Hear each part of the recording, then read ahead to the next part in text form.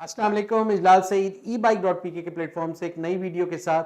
आज की वीडियो में हम बात करेंगे कि यामाहा मोटर्स जो कि यामाहा मोटरसाइकिल मैन्युफैक्चर कर रही है, असेंबल कर रही है पाकिस्तान में, वो अब तक कामयाब क्यों नहीं हो सकी। कुछ वजूहात जानने की कोशिश करेंगे और देखेंगे क्या वजूहात हैं जिसकी बिना पे यामाहा मोटर्स जो कि यामाहा मोटरसाइकिल्स पाकिस्तान में मैन्युफैक्चर कर रही है, वो अब तक कामयाबी उसको नहीं मिल सकी। और उसको तकरीबन कोई 8 साल के करीब हो गए पाकिस्तान में, उसने प्लांट लगाया 2015 में और अब तक वो उसको कामयाबी नहीं मिल सकी।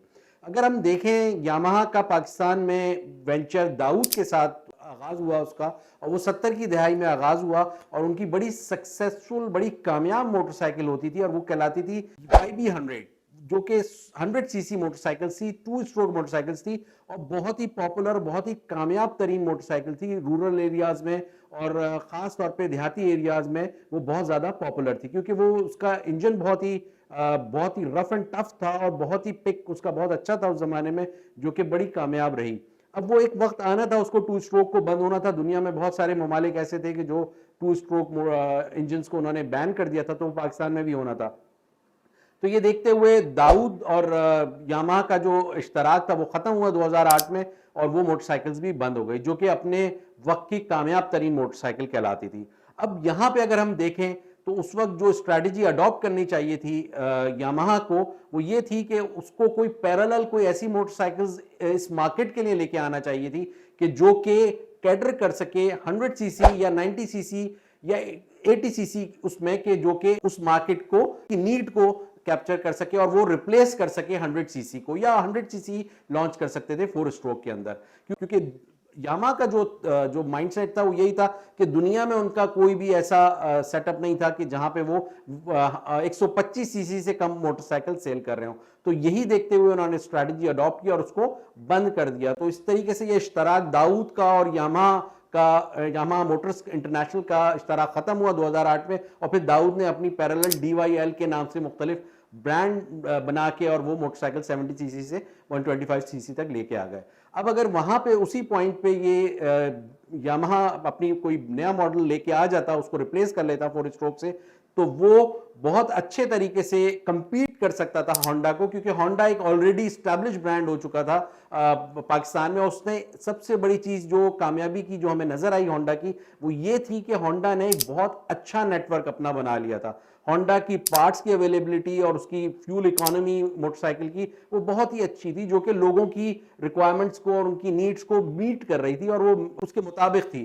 तो यहाँ ये जो फेलियर था वो यामाहा का था। फिर यामाहा ने जब दोबारा से इस मार्केट में एंटर हुआ 2014 में और प्लांट स्टार्ट किया, कोई 150 से 200 मिलियन डॉलर की इन्वेस्टमेंट थी यामाहा की।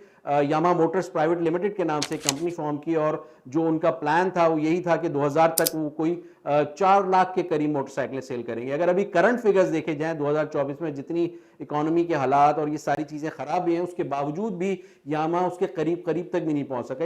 इससे पहले भी 2-3 साल पहले तक भी वो जो टारगेट था उसके करीब नहीं पहुंच सका। उसकी बहुत सारी वजूहत हैं।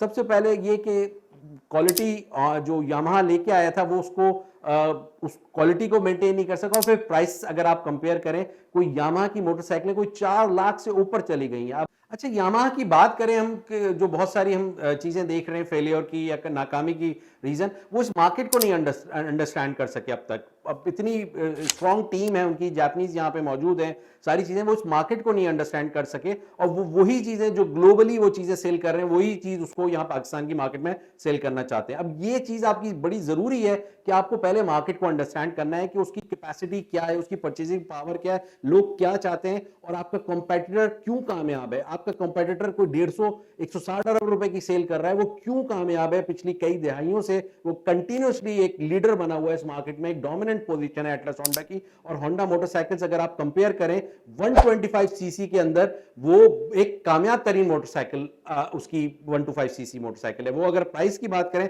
तो कोई 2,60,000 की मोटरसाइकिल उनकी अवेलेबल है और यहां पे यामाहा की कोई 4 लाख से ऊपर है। तो प्राइस डिफरेंस अगर आप देखें, नो डाउट क्वालिटी बहुत अच्छी है उसकी यामाहा की, लेकिन अब आपको यह देखना है कि उस प्राइस रेंज में या तो आपने कोई दूसरी वेरिएंट निकालना है या कोई ऐसी चीज निकालनी है जो कि उस मार्केट को अट्रैक्ट कर सके।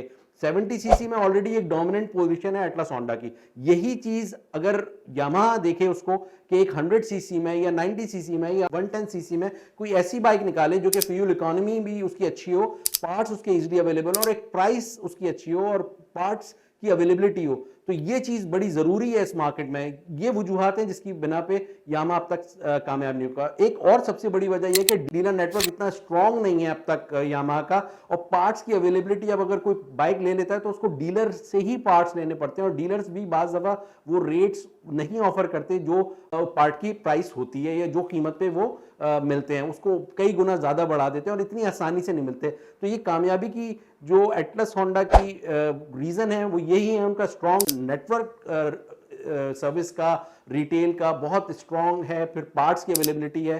तो ये चीजें अगर देखें यामाहा भी, और कोई ऐसा वेरिएंट लेके आए इस मार्केट के लिए कि जो कि मार्केट में एक्सेप्टेंस हो और लोग उसको परचेज कर सकें इजीली विद पार्ट्स की अवेलेबिलिटी और फ्यूल इकोनॉमी भी उसकी अच्छी हो।